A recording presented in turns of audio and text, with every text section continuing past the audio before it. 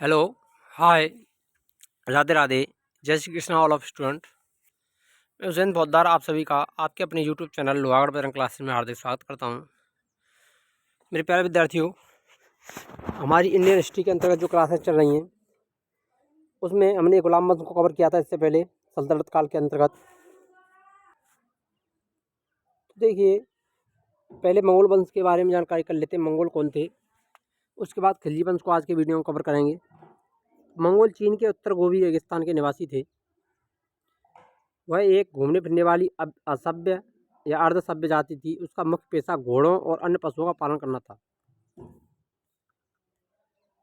वे बहुत गंदे रहते थे तो सभी प्रकार का मांस खाते थे। उनमें स्त्री विधेयक नैतिकता का सर्वथा अभाव था, यद्यपि माँ का सम्मान करते थे। विभिन्न कबीलों में बटे हुए थे। उन्हीं कबीलों से एक 1163 ईस्वी में तेमुचीन उर्फ चंगेज खां का जन्म हुआ, जैसे महान और श्रापित दोनों प्रकार गया था। इसके पिता येसु गाई बहादुर थे।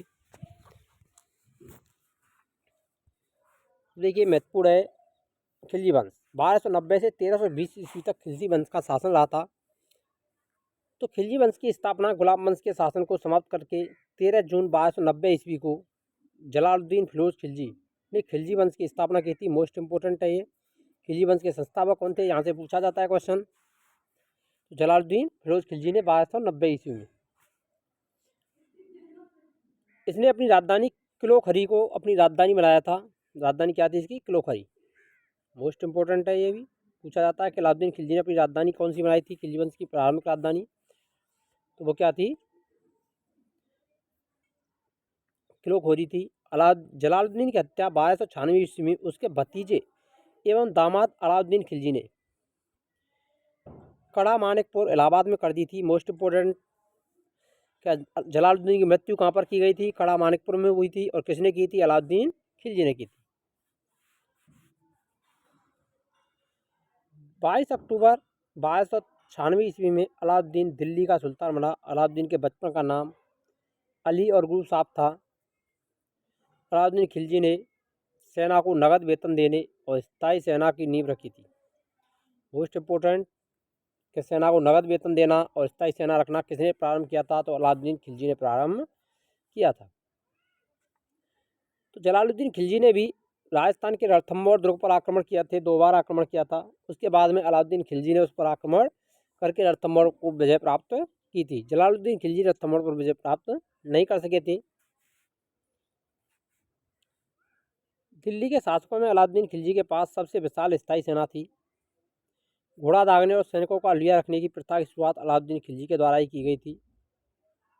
मोस्ट है ये भी, यहाँ से क्वेश्चन बार बार रिपीट होता है कि सैनिकों का अलिया रखने और घोड़ा दागने की प्रथा किसके द्वारा शुरू हुई थी? तो अलाउद्दीन खिलजी के द्वारा। अलाउद्दीन ने भू राजस्व की दर को बढ़ा करके उपज का 1/2 भाग कर दिया था। भू राजस्व की दर में इसने वृद्धि की थी और 1/2 भाग कर दिया था।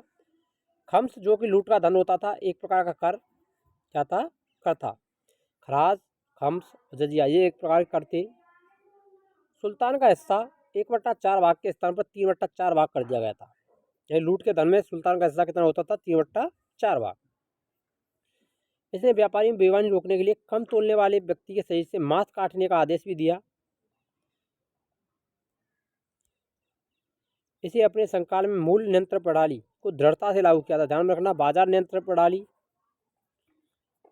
बाजार नियंत्रण प्रणाली या जिसे मूल्य नियंत्रण प्रणाली कहते हैं, वो किसने लागू की थी? अलाउद्दीन खिलजी ने लागू की थी। बाजार नियंत्रण को लागू करने के लिए अलाउद्दीन खिलजी द्वारा बनाए जाने वाले नवीन पद स्थापित किए गए थे, सृजित किए गए थे। उनमें आता है दीवाने रियासत पहला, दूसरा सेना एक मंडी, तीसरा बरीद, चौथा हुनयान व गुप्तचर। ये 5 पद होते थे, इनकी नियुक्ति उसके द्वारा की गई थी।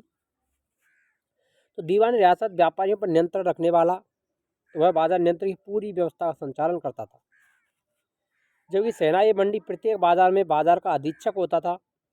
बाजार के अंदर बरीद कौन थे? बाजार के अंदर घूमकर बाजार का निरीक्षण करने वाले अधिकारी, कहीं कोई व्यक्ति ज़्यादा या कम तो नहीं तुल रहा या बेईमानी नहीं कर रहा, इस चीज़ का निर्धारण करने वाले कौन होते थे? वरीद। मुरनिहान और गुप्तचर गुप्त सूचना प्राप्त करने वाले होते थे, जिनसे अलाउद्दीन खिलजी गुप्त सूचना प्राप्त करता था। दक्षिण भारत विजय के लिए अलाउद्दीन खिलजी के द्वारा मलिक काफूर को भेजा गया था। तो दक्षिण विजय के लिए किसको भेजा था अलाउद्दीन खिलजी ने? मलिक काफूर। जमैत खां मस्जिद, अलाई दरवाज़ा, श्री का किला और हजार खम्बा महल का निर्माण अलाउद्दीन खिलजी के द्वारा ही करवाए गए थे। मोस्ट है ये सभी, यहाँ से क्वेश्चन बार बार रिपीट होता है, कुछ ना कुछ पूछा जाता है। अलाई दरवाज़ा है, श्री का किला है और हजार खम्बा महल है। अलाई दरवाज़ा को इस्लामी वास्तुकार कला का रत्न कहा जाता है। तो इस्लामी वास्तुकला का रत्न कौन कहा जाता है? अलाई दरवाज़ा। देवी के अधिकार के सिद्धांत को अलाउद्दीन खिलजी के द्वारा ही चलाया गया था। यानी देवी का अधिकार सिद्धांत किसने लागू किया था? अलाउद्दीन खिलजी ने। सिकंदर ए सानी की उपाधि से स्वयं को अलाउद्दीन खिलजी ने विभूषित किया था। कौन सी उपाधि धारण की थी? सिकंदर ए सानी की उपाधि इसने धारण की।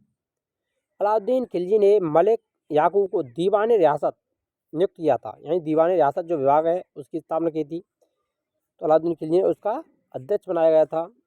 अलाउद्दीन द्वारा नियुक्त परवाना नदीस नामक अधिकारी वस्तुओं का परमिट जारी करने वाला अधिकारी होता था। सेनाई मंडी, यहाँ खाद्यान्नों को बिक्री हेतु लाया जाता था। सराय अदाल, यहाँ वस्त्र, शक्कर, जड़ी बूटी, मेवा, दीपक का तेल, ऐनी निर्मित वस्तुएं बिकने के लिए आती थी। सराय अदालत और सेनाई मंडी, इनका गठन किसके द्वारा किया गया था? अलाउद्दीन खिलजी के द्वारा। अलाउद्दीन खिलजी की आर्थिक नीति की व्यापक जानकारी जियाउद्दीन बर्नी की तारीख फिरोजशाही नामक पुस्तक से प्राप्त होती है। तो इसका संबंध जियाउद्दीन बर्नी किसके समय का? तो अलाउद्दीन खिलजी के समय इसने लिखी थी तारीख फिरोजशाही। खजाना उल फतूह,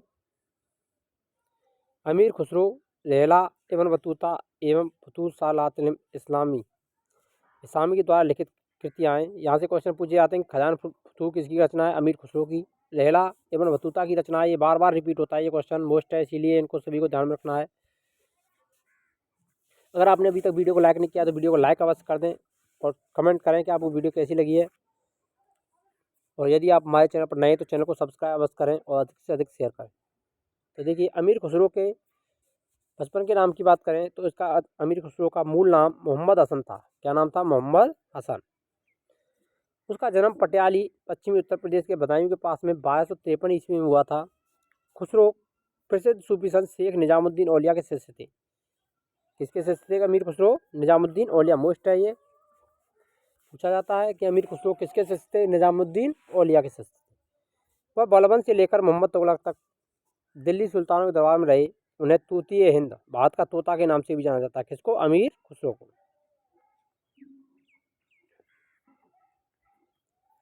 तोता हिंद। सितार और तबले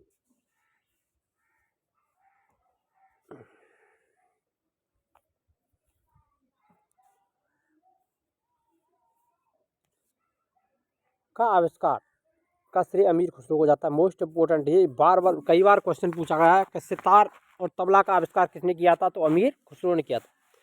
मूल्य यंत्र को सफल बनाने में मुहस्सिब, सेंसर एवं नाजिर नाप तोल अधिकारी की महत्वपूर्ण भूमिका रही। ध्यान रखा, मुहस्सिब क्या था? सेंसर अधिकारी थे। और नाजिम माप तोल का अधिकारी होता था, नाजिर। राजस्व सुधारों के अंतर्गत अलाउद्दीन खिलजी सबसे पहले मिल्क, इनाम और वक्फ के अंतर्गत दी गई भूमि को वापस लेकर उसे खालसा भूमि घोषित कर दिया था।